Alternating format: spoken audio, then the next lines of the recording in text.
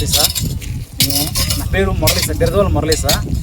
నేను నెల్లూరు జిల్లా పొదలకూరు మండలం మరుపూరు గ్రామ పంచాయతీలో జలధార పథకం కింద పారాగ్రౌండ్లో 2 వారాల నుంచి పనిచేస్తున్నాం సార్.